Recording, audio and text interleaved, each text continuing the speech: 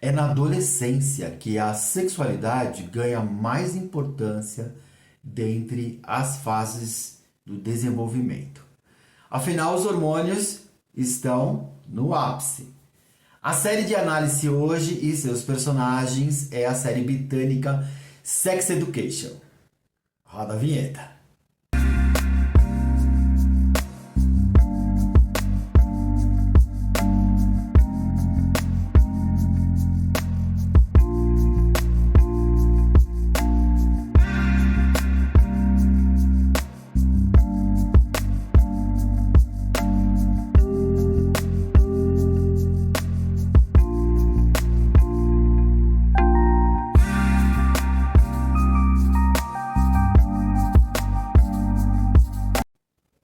Cada fase do desenvolvimento humano, ele é permeado por diversas situações e sentimentos.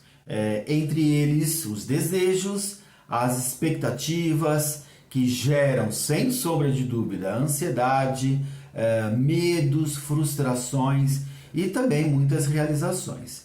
E o que as pessoas querem é facilidade, mas as dificuldades, elas pertencem ali às situações.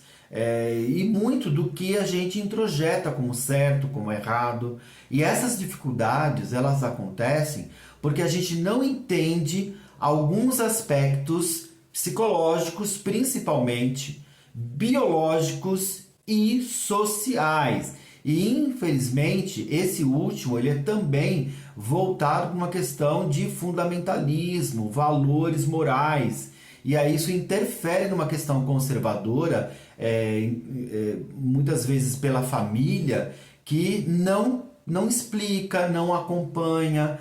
Na escola nem sempre tem as questões biológicas, do desenvolvimento físico, que acontece ali na adolescência.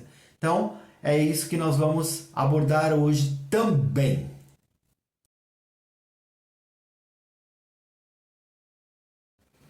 Tem muito a ser dito dessa série. Ela é um menu completo para a psicanálise, para a psicologia clínica e para a própria educação sexual. Mas o meu foco são os tipos do MBTI. Eu conheço quem desistiu da série logo já no primeiro episódio e quando viu algumas cenas do Adam, que é um dos personagens, e aí sem entender o âmago da série e que ela tem a proposta de quebrar estereótipos, né? Mostrando a sexualidade como parte do desenvolvimento biopsicossocial. Algumas cenas de sexo ali próximo à entrada do colégio, ali no jardim, no primeiro e no segundo capítulo, elas são quase oníricas, elas são provocativas, colocadas ali para mostrar que o sexo ele faz parte da vida. Então, para assistir a série, você precisa estar desprendido de valores morais. É uma série fictícia, mas ela tem muitos aspectos da realidade e ela está ali para quebrar tabu e para que a gente possa enfrentar os aspectos polêmicos que precisam estar inseridos na educação.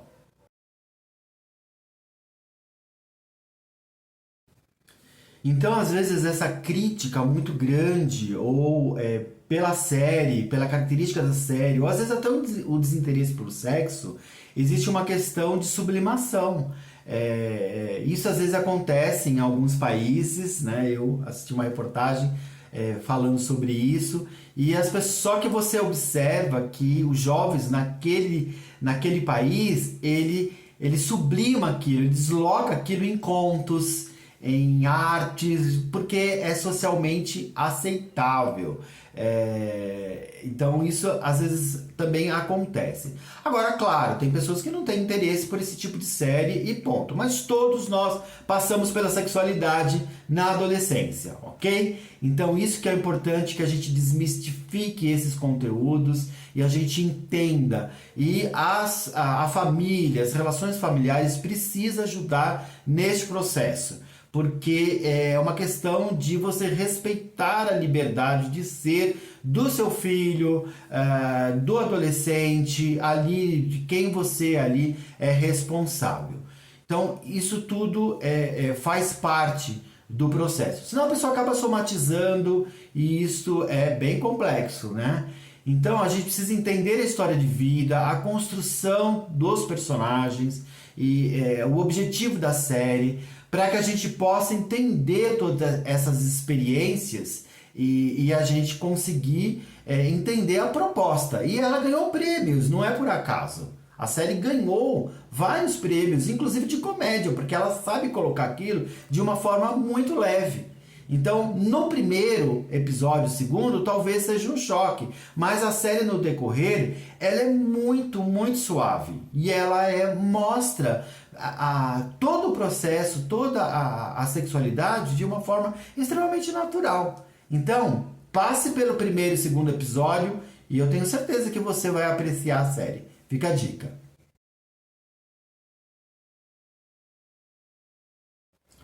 O What's. O What's deve ser um ISFJ, mas deve ter aí alguma faceta no estilo de vida.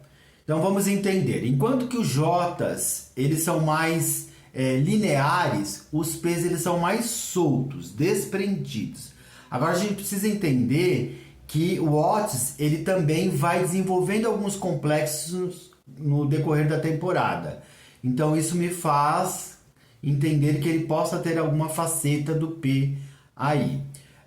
O personagem ele cresce muito no decorrer das temporadas, como eu acabei de citar. Ele é o grande protagonista e acho que adere aí ao ISFJ. Essa tipologia, elas são fechadas, tá? Elas são contidas, pragmáticas, elas são dos sentimentos, elas tendem a ajudar os outros, são sempre bons ouvintes, amparam, acolhem, mas não são bons comunicadores, vocês vão perceber isso na série. Em determinado momento ou no final de uma explanação, às vezes eles se colocam e aí eles têm ali o argumento preciso e necessário, focando normalmente em dados, em questões concretas, e aí ele apresenta ali as evidências. Por isso que ele cuida das necessidades práticas das pessoas, ele percebe isso, essa percepção é muito aguçada neles. Então assim, ele tem a lógica preterida, principalmente a lógica impessoal, e às vezes, né, acaba não acreditando nos seus feitos, e aí se autodesvalorizando. Isso é uma característica forte no ISFJ.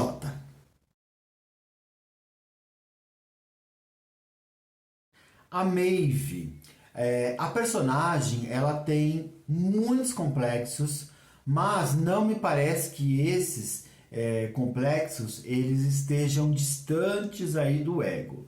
Eles são traumas, sim, são conflitos com a mãe, principalmente, mas os seus comportamentos eles não chegam a ser desvios de personalidade. Então, bora lá inferir uma tipologia.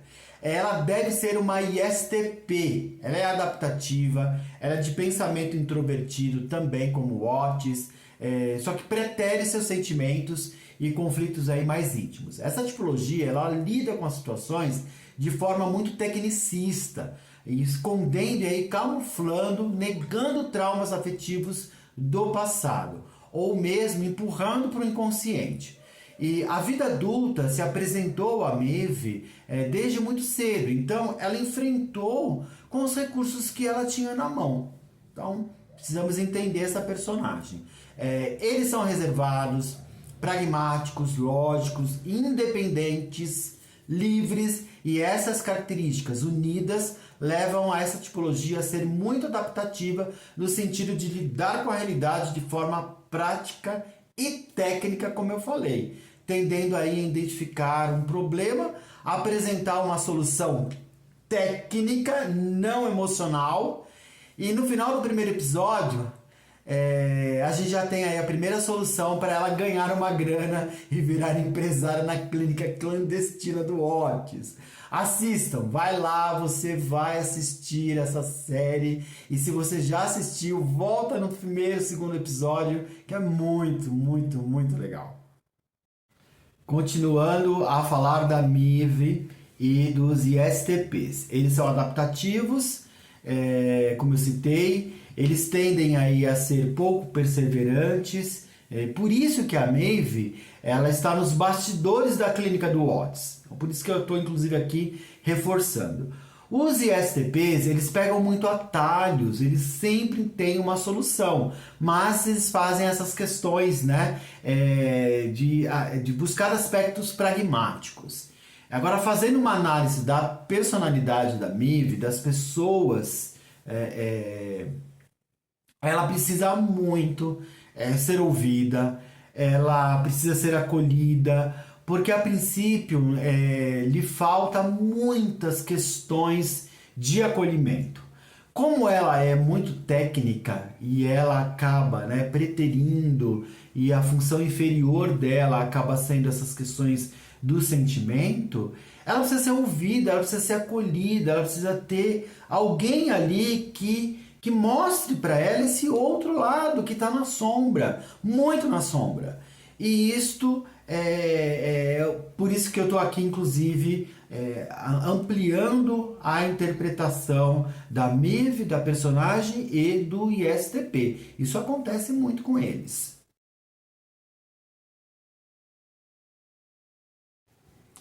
O Eric, ele trouxe à série essa questão de discussão de ser um gay assumido e muito bem resolvido, estabelecendo aí uma relação madura de amizade com o Watts, que é um heterossexual.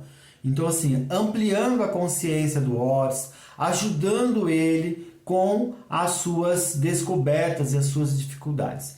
A tipologia é única, tá? É um amigo psicológico, é um amigo para amizade, para diversão, assim, é uma personalidade muito alegre, desprendida.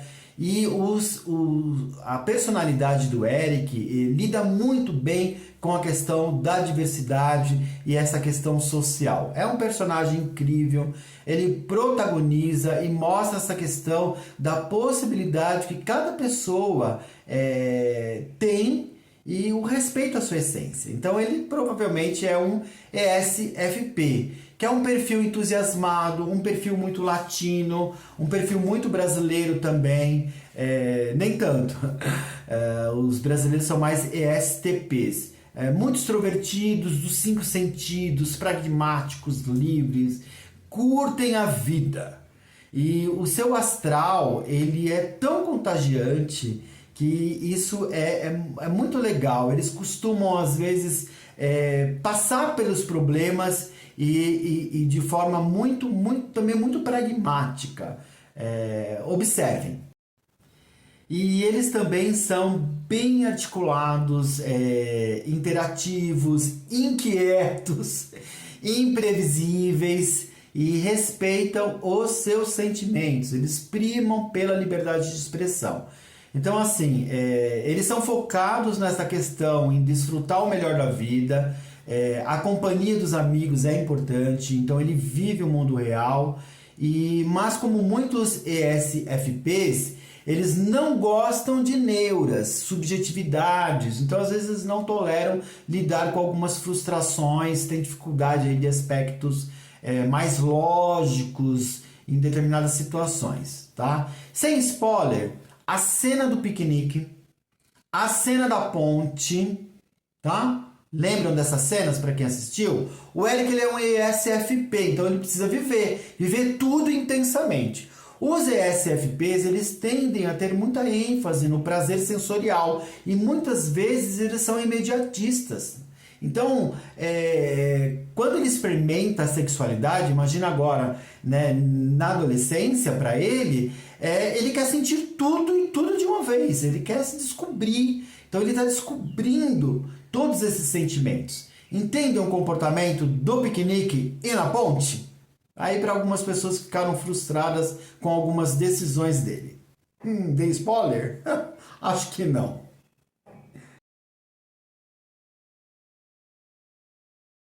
O Adam, ele tem muito dos ISFPs, que na medida que valorizam aí a liberdade e aproveitam para experimentar aí cada minuto da vida, por meio também dos seus 5 sentidos, a tipologia ela também vai se descobrindo. Mas tem muito de imaturidade no personagem, muitos traumas, a relação dele com o pai autoritário. Então a gente precisa entender essas colocações também na tipologia. Percebam isso, o quanto é importante a criação de consciência e o apoio da família e dos tutores, dos responsáveis, dos professores, da comunidade, para cuidar dos alunos, dos membros de uma comunidade, entendendo aspectos psicológicos e familiares, aí, sociais. Porque a tipologia, ela cresce também, mas ela tem as suas características pessoais. Então, os valores, né, às vezes tolhidos, excessos aí de regras e determinações, que acontece com o pai dele, destrói o desenvolvimento dele. E ele também não tem apoio de outras pessoas. Ele acaba indo do 8 ao 80. E o Adam, ele tem pouca força para enfrentar o pai e ele acaba se rebelando, né? Então, ele acaba projetando tudo isso no Eric, que o Eric, né, também sem spoiler, ele é um cara resolvido, né? E o Adam, não, o Adam tá ali num conflito dele também, na descoberta da sexualidade e desses aspectos todos. Então tudo isso é muito, muito complexo no personagem. Olha como é importante a gente entender e como essa série ela é rica em conteúdo. Ela foi muito bem desenhada e esse personagem também muito bem escrito. Agora, os ISFPs, eles são introvertidos e eles não são de verbalizar os seus sentimentos, mas eles guardam muita sensibilidade. E assim, determinados conflitos, quando eles se acumulam, levam essa tipologia a uma dificuldade ainda muito maior em expressar-se e podendo aí transbordar o balde. E a qualquer momento a ponto deles surtarem, é o que vocês vão ver no Adam. Então eles acabam desviando as suas características, porque eles são contidos, mas de mente aberta, e levam eles a esses comportamentos opostos dos quais eles têm de preferência. É incrível, eles têm muita doçura, muita sensibilidade, a gentileza e o carinho faz parte desse perfil, é um perfil delicado. Mas como ele é muito tolhido pelo pai, ele acaba, né, transbordando o balde, ou como uma panela de pressão. E aí ele também se desvaloriza demais. Mas em algum momento, né, aquele sentimento vai sair. Não sai em somatização, mas sai em agressão. Então, essa é a característica do Adams. Eles têm muita afinidade com coisas belas, com essas questões de eles são assim, guardam muito charme, sensualidade escondida neles. E vocês vão perceber também que o crescimento do Adams se dá quando ele começa a contatar a sombra dele. Ele começa a perceber isso e aí ele vai lidando com isso, vai experimentando, vai arriscando. E quando ele escreve o cachorrinho dele num concurso e ele passa a ser o treinador, né, o preparador ali do cãozinho, o adestrador, esse processo ele deslancha. O pai do Adam, o Mr. Growth, é um ISTJ, como a Vivi, que eu falo na sequência. Eles são conservadores, eles são regrados, são rígidos, eles levam tempo para relaxar e estabelecer relações mais integrativas. E eu continuo no próximo personagem falando deste tipo psicológico.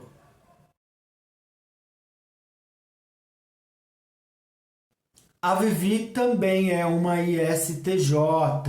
Eles costumam ser muito bons de dados, né? Eles são de pés no chão. Isso porque eles são bem pragmáticos, de pensamento concreto, lógico e de comportamentos também linear. Então, assim, quando ele te fornece informação, um mapa, um gráfico, contendo algum dado, confia porque ele tem base no que ele está entregando. Ele pesquisou muito, ele averigou, ele constatou, evidenciou tudo aquilo. Então, assim, ele vai buscar sempre fontes seguras. E eles respeitam muito as regras, né? Então, eles criam as regras, eles mandam, eles desmandam, e eles não toleram falta de responsabilidade. Então, muito comprometido com valores institucionais, por exemplo. E aí vocês percebem o caso do Mr. Growth, o pai do Adam. O ISTJ, ele costuma ter a sua sensibilidade mais embotada. Então, depois de um tempo de relação, de muita confiança, ele vai aprendendo a lidar com a sombra dele. E isso acontece nos personagens. E a Vivi experimenta muito o seu oposto, que é o ENFP, que é um perfil muito imaginativo que luta por uma causa. Vocês vão perceber isso mais pra frente, lá na terceira, quarta temporada.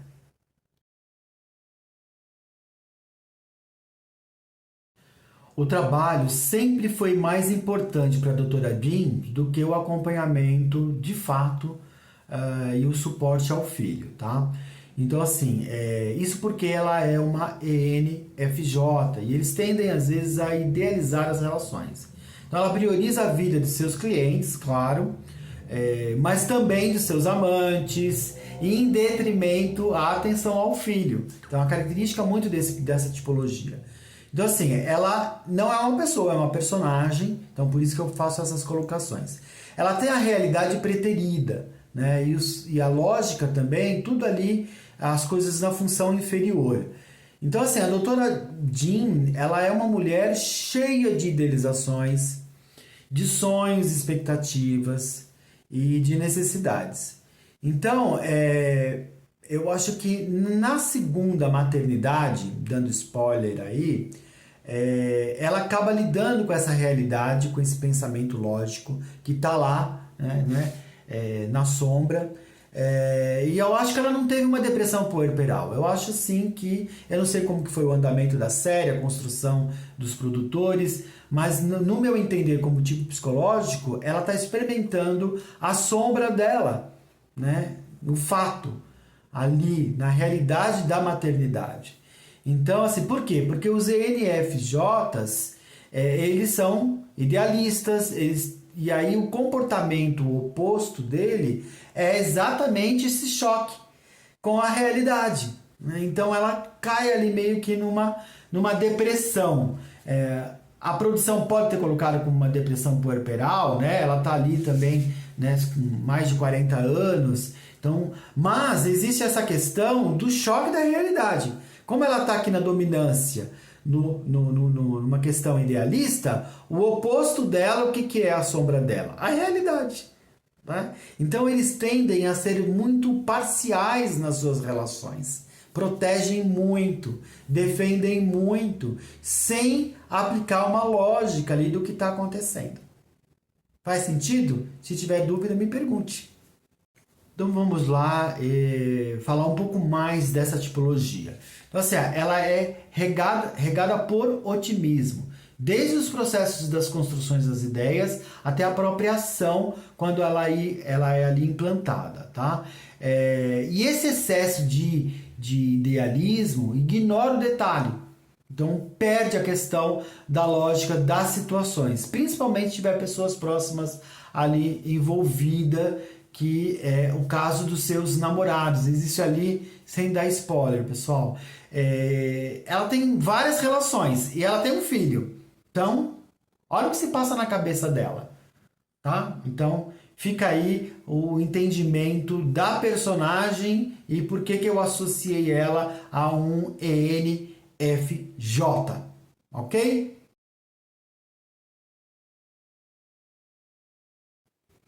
A Ruby, ela é Ruby, é uma ESTJ.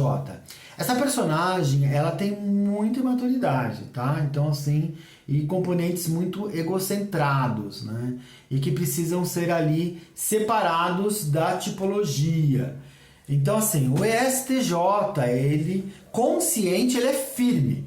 Quando ele é inconsciente e não entende as situações, nega, ele acaba mascarando alguns comportamentos preteridos e acaba jogando essas situações em quê? é muito duro, é muito arrogante, autoritário e tem um sentimento introvertido. Então a Hub, ela tem aspectos sim de liderança, ela prove gestão, ela comanda ali as situações, vocês vão perceber isso. Porém, ela tem pontos de precipitação, falta de tato, ela é hábil para lidar com fatos, com processo, mas com pessoas não. Por isso que eu a classifiquei como uma ESTJ, tá? Não significa que o ESTJ é exatamente como ela, tá? Porque ele consciente, ele não tem todos esses comportamentos, né? Ele consegue, né? Porque vai aprendendo, o STJ ele é muito duro, só que ele aprende com essas questões de porrada mesmo, né? Porque tem pessoas que não toleram, né? Serem mandados. E aí, o que vai acontecer? Ele começa a mediar um pouco melhor isso e deixa de ser duro para ser firme. Então, aprende a negociar nesses pontos que eu avalio aí a personagem e a coloco aí como uma ESTJ.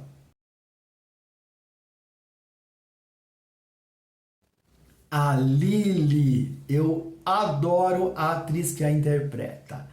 Essa personagem é uma INTP e eu tenho um vídeo onde eu explico sobre por que eles acreditam em vida extraterrestre, tá? Então assim, eles buscam o desconhecido, eles são intelectualizados, independentes e bem excêntricos. É bem a cara da personagem, ela tinha que ser uma INTP mesmo. Então, assim, eles são curiosos, eles buscam teorias, explicações para temas complexos, e eles são de pensamentos introvertidos, mas esses são seus comportamentos dominantes. Mas eles têm uma função inferior, a função inferior deles é o sentimento extrovertido. E a personagem, ela, com o passar das temporadas, ela evolui nesses aspectos da sombra. E ela passa aí a ser a queridinha de Sex Education com o tempo. Então vocês vão descobrir assim aspectos dela muito legais da sombra que surge como uma grande explosão no universo, né? Numa questão assim de galáxias, porque ela aprende a lidar com esses conteúdos que estavam ali na sombra reprimidos.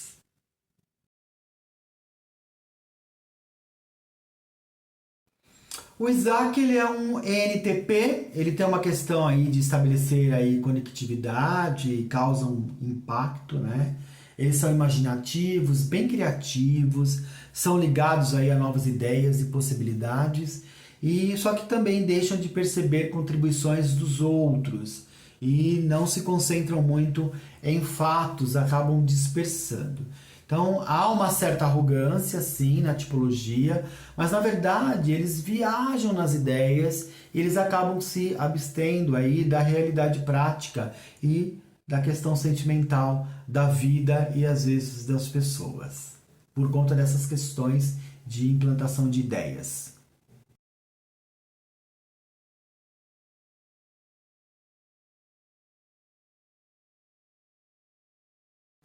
A Amy e o Jackson, eles são ESFJs.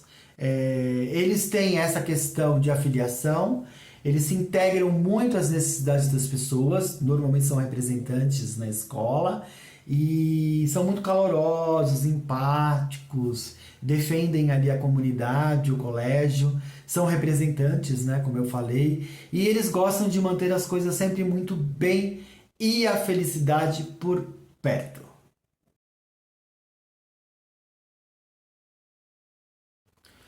A Ola, ela como o Eric, ela também é uma ESFP, que prima aí pela liberdade, a expressão de ideias, as amizades são importantes, as relações, e viver a vida sempre experimentando os cinco sentidos.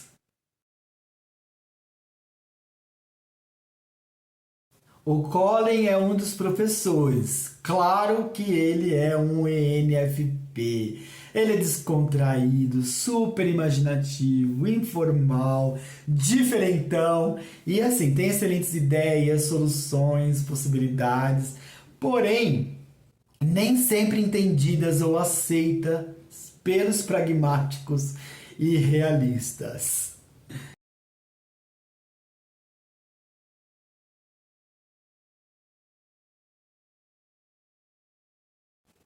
O Haim e o Jacob, como o Adam, eles também são ISFP. Tô aqui inferindo, tá? A gente não aplica teste nos personagens.